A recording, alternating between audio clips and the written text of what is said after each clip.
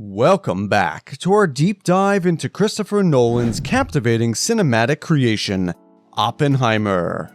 Today, we're exploring the top 9 things this groundbreaking film got factually right about the life and legacy of J. Robert Oppenheimer.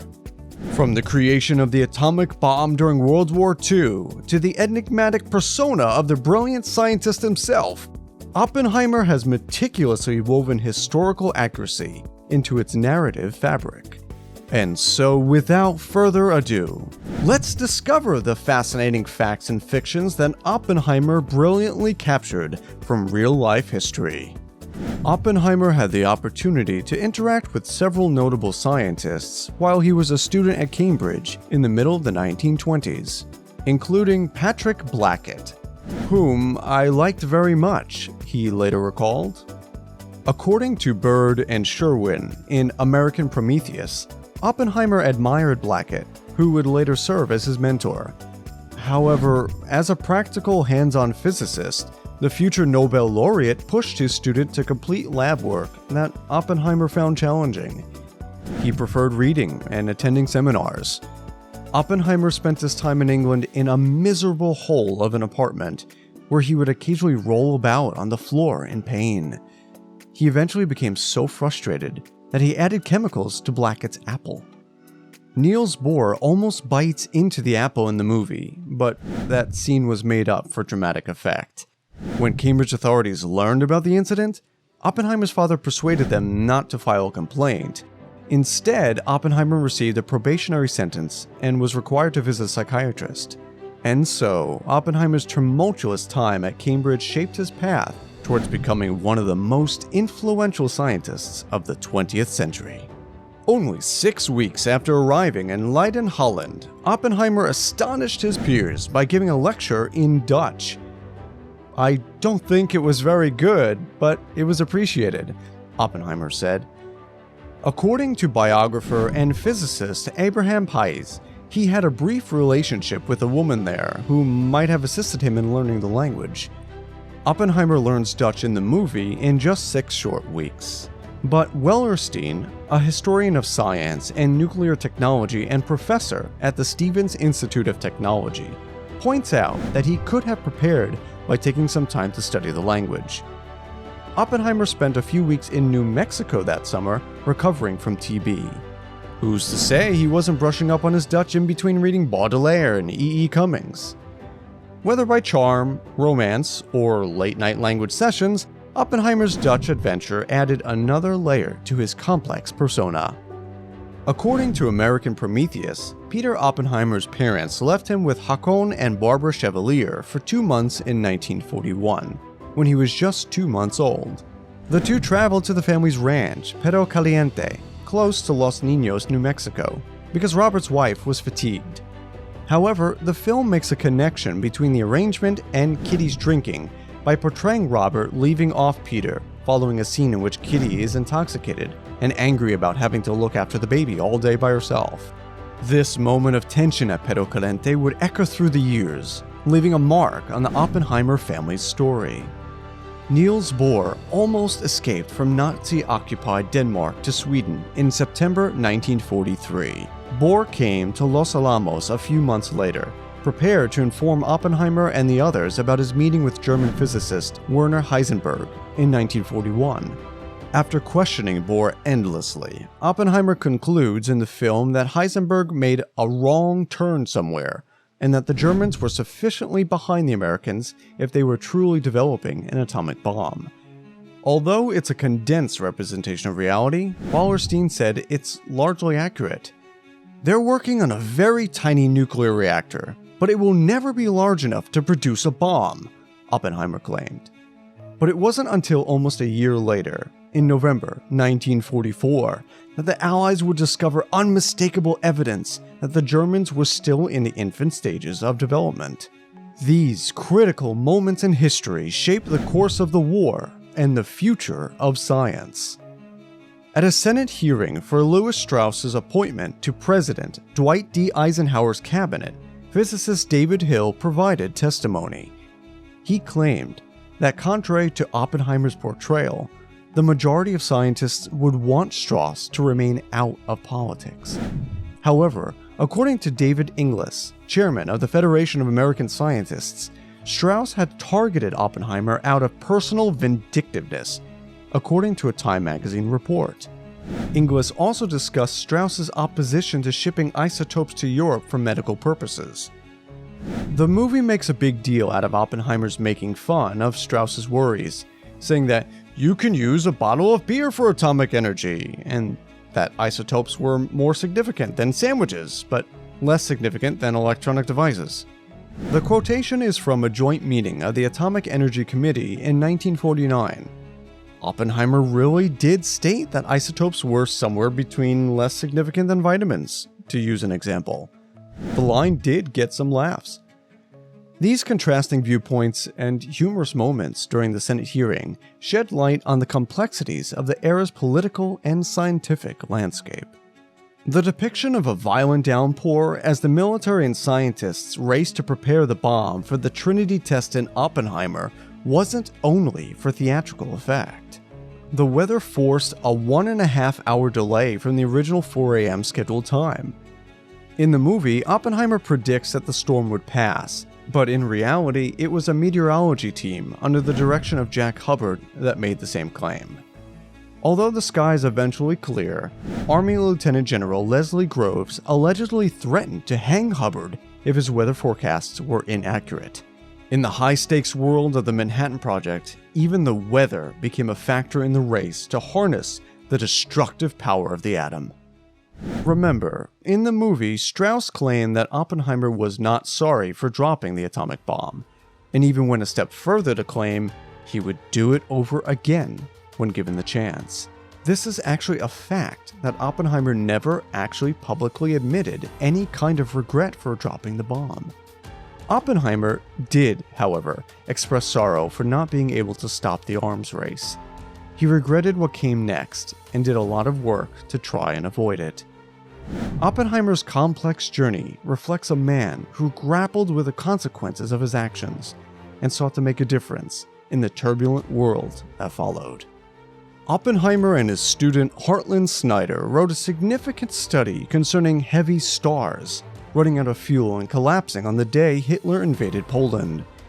Oppenheimer didn't publish on the subject once more, but the publication followed up on the research of several other scientists. It was truly strange at the time, according to theoretical physicist Kip Thorne, how other scientists perceived this idea. Even John Wheeler, who made the phrase black hole prominent in 1967, opposed the notion in the 1950s. In 1964, Roger Penrose made the discovery that would earn him the Nobel Prize in Physics in 2020. Penrose acknowledged Oppenheimer and Snyder's study as one of the sources of motivation for his work after claiming victory. Now, the movie depicts the Trinity test with a fireball, smoke plumes, and Cillian Murphy reciting Oppenheimer's famous Bhagavad Gita quotation, "Now I am become death, the destroyer of worlds." It's strangely quiet. Then, a huge, shocking boom followed by a blast wave that pushes some bystanders to the ground. After the bomb detonated, everything was really silent. Finally, after about a minute and a half, there's suddenly a tremendous noise. Bang! And then a rumble, like thunder, Feynman recalled in the future. Richard Feynman, a physicist, recalled getting into a truck to watch the nuclear test from behind a windshield because he believed it would shield him from the ultraviolet radiation. He remarked, "I'm probably the only guy who saw it with his human eye," as everyone else peered through the dark glasses. The Trinity test, a momentous event in history witnessed by a select few who would forever be changed by its power. The brightness of the flame, the roar of the explosion, and the shaking brought on by the blast wave were all clearly visible. Even though Oppenheimer doesn't zoom out past the scientists and military personnel who are watching the Trinity test from various angles, in surrounding cities, the force blew out windows. Residents in Amarillo, Texas could see the flare from a distance of more than 280 miles. The authorities fabricated a report claiming that an ammunition magazine exploded and had not resulted in any injuries.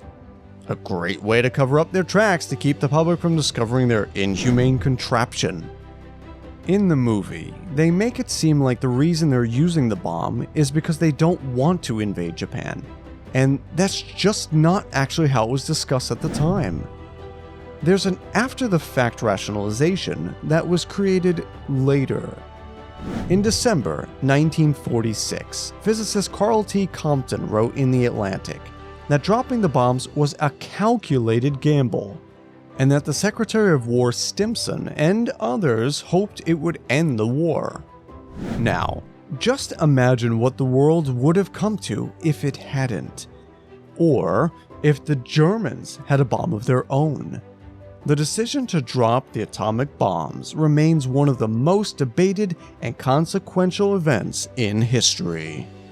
The movie Oppenheimer likewise presents its lead character as somewhat of a lone wolf, because he was the only one in Groves and Stimson's discussions who inquired about the long-term effects of nuclear weapons. This was not some sort of extreme position that just Oppenheimer had. He definitely played a role in advocating it, and it was very well received. And other people had the same idea, and lots of people took it really seriously at the highest levels of government. That included Stimson, who, according to Wallenstein, communicated these worries to President Harry Truman. These critical discussions set the stage for the complex ethical and strategic decisions that lay ahead. Edward Teller, who later created the hydrogen bomb, undoubtedly did raise worries that a nuclear explosion may set off the Earth's atmosphere, with disastrous results. In the movie, it's shown that Oppenheimer went to Einstein for advice. However, Oppenheimer went to someone else though, not Albert Einstein. It's argued that Einstein would not have been useful in this situation. Oppenheimer instead spoke with Compton. Anyway, according to estimates, there was a near-zero chance that such a calamity would occur. Enrico Fermi actually accepted wagers on Teller's theory prior to the Trinity test. During Oppenheimer's security clearance hearing in the film, Roger Robb, the special counsel, yells at Oppenheimer for taking conflicting viewpoints on the hydrogen bomb. Oppenheimer first agreed with Teller's findings, but later altered his opinion. Oppenheimer was hesitant to create an H-bomb for a number of reasons, including the scarcity of resources for developing weapons after the war. Oppenheimer was in fact not saying, "Don't make weapons." Instead, he was urging them to produce more of the weapons we already have, rather than wasting resources on potentially useless weaponry. Oppenheimer was almost thrilled, according to AEC Commissioner Gordon Dean, when Teller and Stanislaw Ulam made a breakthrough in their research on the hydrogen bomb. At that point, Oppenheimer felt it was better to be the first country to develop the weapon once again. Oppenheimer suggests that Charlotte Serber is his secretary when he asks her to make a call on his behalf at one point in the movie. Serber, however, served as a librarian at Los Alamos' secret library. In reality, Oppenheimer hired Robert Serber's wife because she wasn't a trained librarian and wouldn't mind the necessary corners. While Charlotte Serber briefly assisted Oppenheimer's secretary, she eventually needed a team of 12 to handle the library and confidential documents. The FBI kept a file on Charlotte and her husband and wiretapped the couple due to their political views and those of their relatives. Despite his belief that she was no longer associated with the party, Oppenheimer was the one who first informed Groves that she might have been a communist. These complexities in Oppenheimer's relationships and the surveillance during that era added layers of intrigue to the already secretive world of the Manhattan Project. And there you have it, a deep dive into the fascinating world of Oppenheimer and the remarkable historical accuracy it brings to the screen. From Oppenheimer's almost life-altering encounter in Cambridge to the electrifying Trinity test, this film truly captures the essence of one of history's most enigmatic figures. So whether you're captivated by the tension of the Trinity test, or intrigued by the intimate details of Oppenheimer's life, Oppenheimer offers a powerful cinematic experience that both educates and entertains. And thank you for joining us on this exploration of the top factual elements that Oppenheimer got right. Stay curious, stay engaged, and until next time, keep seeking knowledge and embracing the stories that shape our world.